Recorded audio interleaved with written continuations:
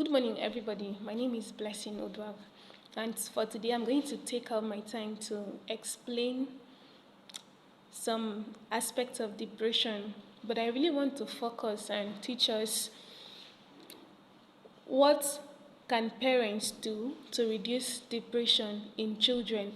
Now, we notice that the majority of people that are contemplating suicide are actually those that are teens, call it from between the age of 18 up. So at that period of adolescence, what can the parents do, even from the little stage of their lives? What can they do to make sure that these people grow up with a healthy state of mind and become responsible adults without any setbacks? So these are minimal.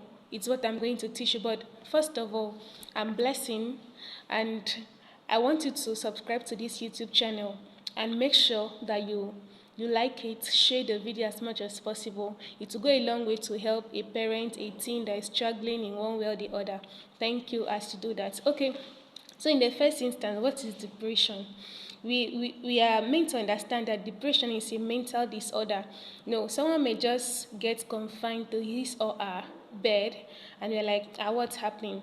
But if that persists for more than 2 weeks, so we can classify it as depression.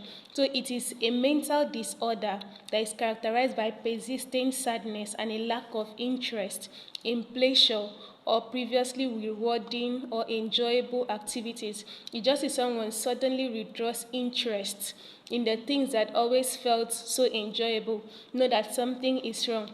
Now, according to World Health Organization, we are told that this can lead to disability, and it contributes to nearly 40,000 suicide.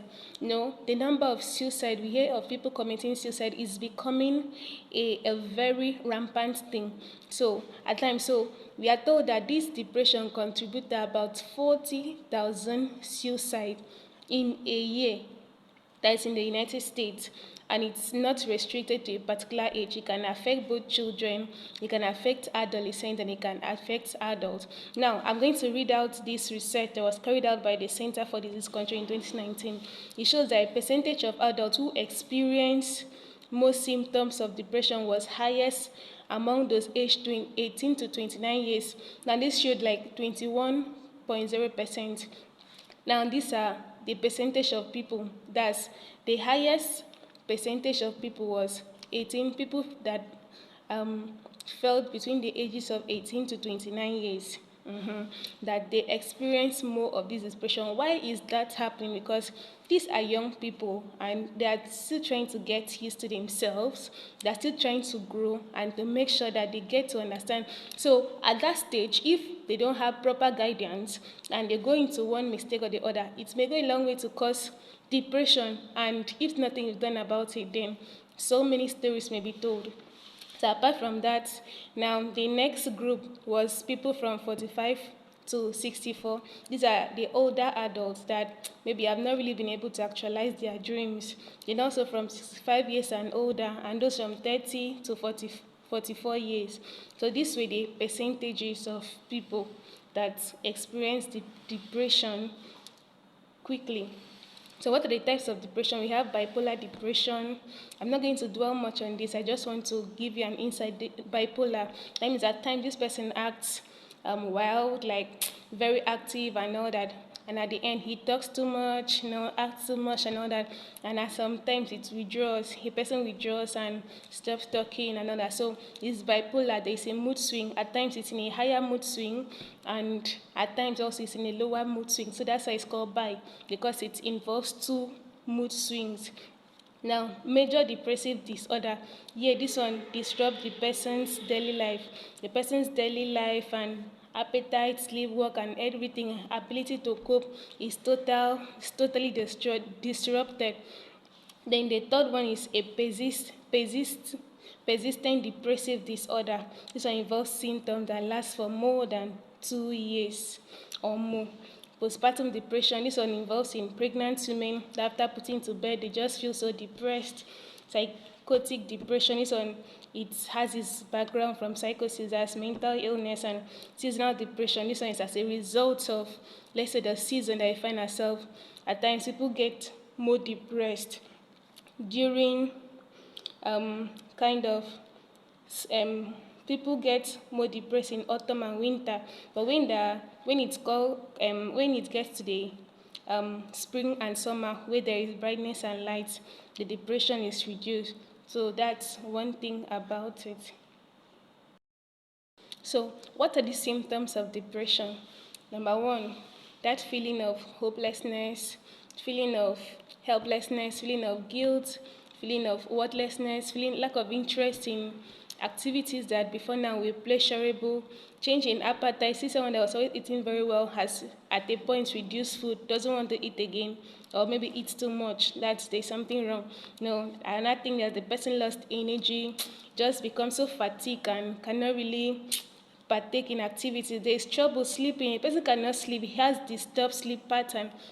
And also there is difficulty in thinking and making decisions, that low self-esteem, sadness, and at times the person just feels like committing suicide. I want to die.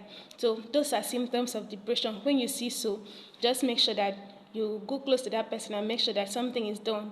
And observe if these symptoms last for more than 2 weeks. If it does, then there is something wrong. Seek medical help. Now, there are risk factors to it. There are times, okay, first of all, we also talk about hereditary. This one that has been transferred. There's a tendency that if there is a first degree relative that had depression, there will also be a relative that it inherited. So that's one thing. That's genetics. It runs in the blood. Personality. Some people's personality, mostly we have the melancholic, and the people that are more of the calm type, quiet type, they easily go more into depression. At times they're pessimistic, they refuse to see the positive side of life. Also, environmental factors. What are these environmental factors? At times, violence, abuse, poverty, and all those stuff. It can cause depression. Then we now talk about causes. At times we have deficiency in vitamin D. Example of this vitamin D is sunlight. So that means there is someone that is not easily exposed to sunlight has the tendency of being depressed. Why? Because there is a particular hormone that helps to activate some enzymes, and this goes away to avoid depression. Family history, pregnancy, childbirth, alcohol, and all that. Growth stages can go a long way to cause depression. Transiting from one stage of life to the other can go a long way to cause depression. We are still going to talk more about it, but my emphasis is being able to prevent depression among young people, mostly the teenagers, the adolescents, even the young growing children. You have a role to play in their life in order to curtail any form of depression.